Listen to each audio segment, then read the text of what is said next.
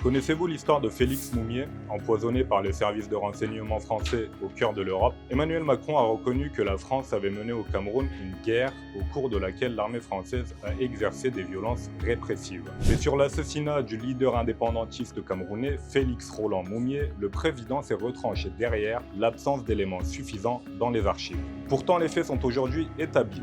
L'assassinat de Moumié fut bel et bien l'œuvre des services de renseignement français.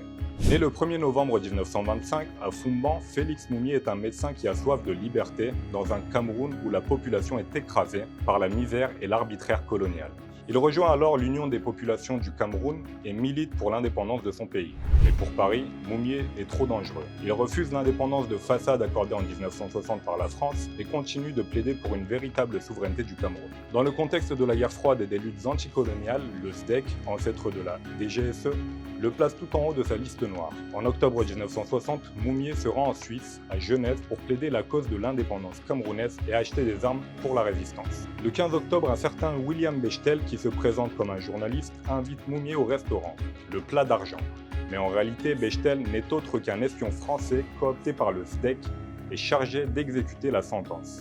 Assassiner Moumié. C'est alors qu'en plein repas, un appel téléphonique interrompt le leader indépendantiste, mais personne ne répond au bout du fil. Cette diversion habilement orchestrée permet à Bechtel de verser dans son verre du thallium, un poison incolore et inodore.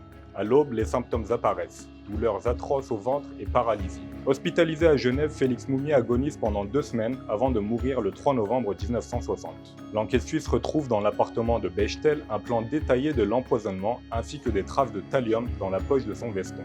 Malgré ces preuves accablantes, l'enquête suisse piétine, Bechtel disparaît et réapparaît 14 ans plus tard. Il est brièvement inquiété avant que la justice suisse ne prononce un non-lieu. Félix Moumié est aujourd'hui l'une des figures emblématiques des luttes anticoloniales africaines, un combat qu'il a payé de son sang. Mais plus de 60 ans après son assassinat, la France refuse toujours d'assumer officiellement sa responsabilité.